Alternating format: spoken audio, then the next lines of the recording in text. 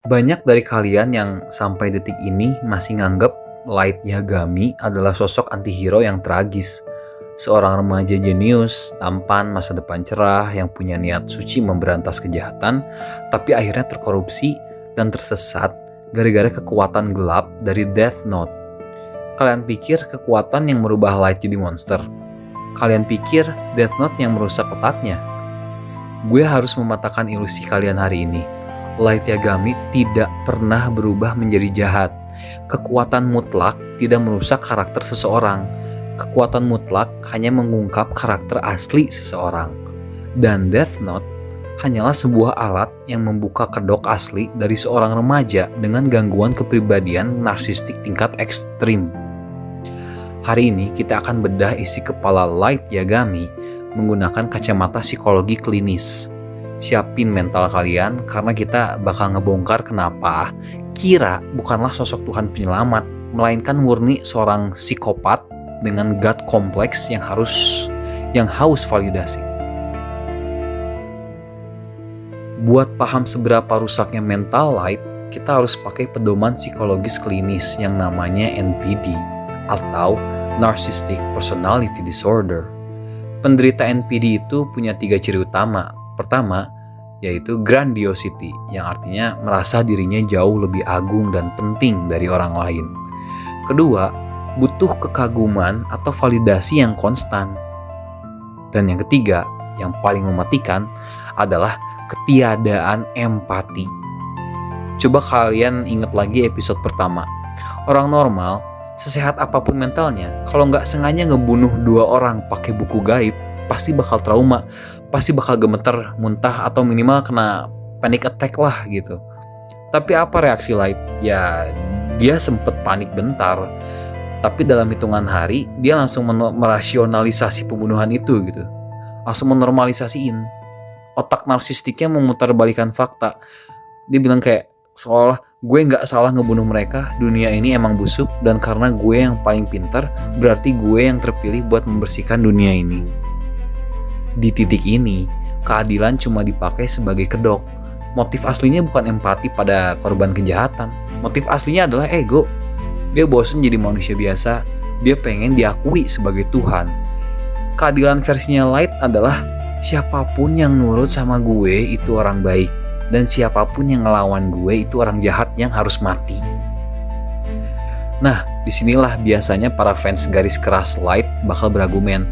Tapi bang, pas Light ngelepas hak milik Death Note dan hilang ingatan di Arc Yotsuba, dia balik jadi orang baik kan? Dia bahkan ngebantu L nangkap Kira yang baru. Berarti Death Note yang bikin dia jahat dong. Gue sebut ini pembelaan yang cacat logika. Kenapa? Karena kehilangan ingatan tentang buku pembunuh tidak menghapus struktur kepribadian bawaan seseorang. Perhatikan baik-baik kelakuan Light pas dia nggak ingat apa-apa. Apakah dia tiba-tiba jadi orang yang penuh empati? Enggak. Dia tetap arogan, dia tetap kompetitif secara toksik sama El. Dia bahkan secara sadar memanipulasi perasaan Misa Amane buat menggali informasi. Padahal saat itu dia berperan sebagai detektif yang membela kebenaran. Sifat manipulatif, mau menang sendiri dan menghalalkan segala cara buat mencapai tujuan itu tuh udah ada di dalam diri Light sejak awal. Ketika dia kehilangan Death Note, dia cuma kehilangan senjatanya aja. Tapi psikopat di dalam kepalanya gak pernah pergi kemana-mana. Begitu dia nyentuh buku itu lagi dan ingatannya balik, iblis itu cuma bangun dari tidurnya. Dalam dunia psikologi NPD, ada istilah yang namanya narcissistic supply atau pasukan narsistik.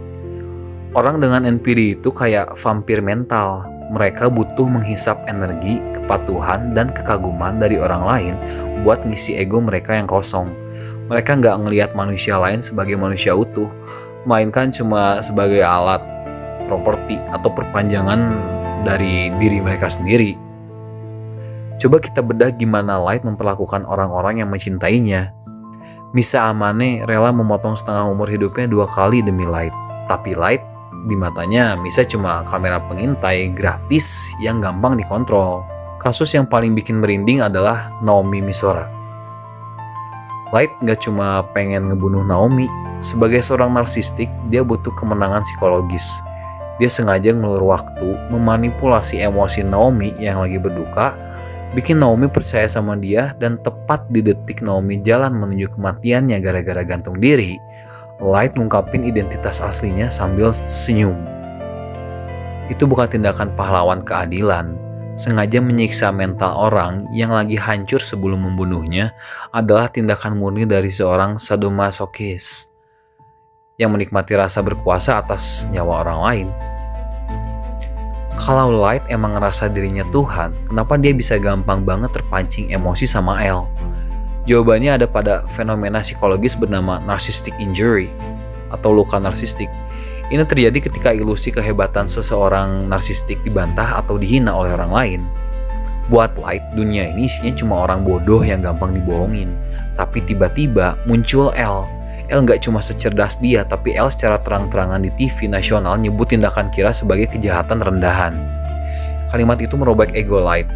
Elle adalah satu-satunya cermin yang memantulkan keburukan Light secara jujur. Makanya tujuan utama Light membunuh Elle bukan semata-mata buat menyelamatkan diri dari penjara. Dia harus membunuh Elle buat buktiin pada dirinya sendiri bahwa egonya lebih superior. Kematian Elle adalah harga yang harus dibayar mahal oleh dunia, hanya demi menambal harga diri Light, Yagami, yang terluka. Dan pada akhirnya kita tiba di adegan penutup yang paling memuaskan sekaligus menyedihkan di sejarah anime. Pertemuan di gudang Yellow Box melawan Nier. Saat rencananya gagal total, saat Matsuda menembaknya, apa yang terjadi pada sang Tuhan dunia baru? Dia mengalami apa yang dalam psikologi disebut narcissistic collapse atau keruntuhan narsistik. Ketika topeng kehebatan ditarik paksa dan semua orang di ruangan itu menatapnya dengan jijik, mental Light hancur berkeping-keping. Tuhan gadungan itu meronta, dia menyalahkan semua orang, dia menjerit meminta bantuan Misa, berteriak memanggil Takada, memohon pada Ryuk. Di detik-detik terakhirnya gak ada keagungan, gak ada martabat, yang tersisa hanyalah wujud aslinya, seorang anak muda yang egois, ketakutan, dan menyedihkan, sekarat sendirian di tangga pabrik yang kotor. Ryuk dari awal gak pernah memanipulasi Light. Ryuk cuma ngasih tali, dan Light memilih untuk mengikat tali itu ke lehernya sendiri demi memuaskan keangkuhannya.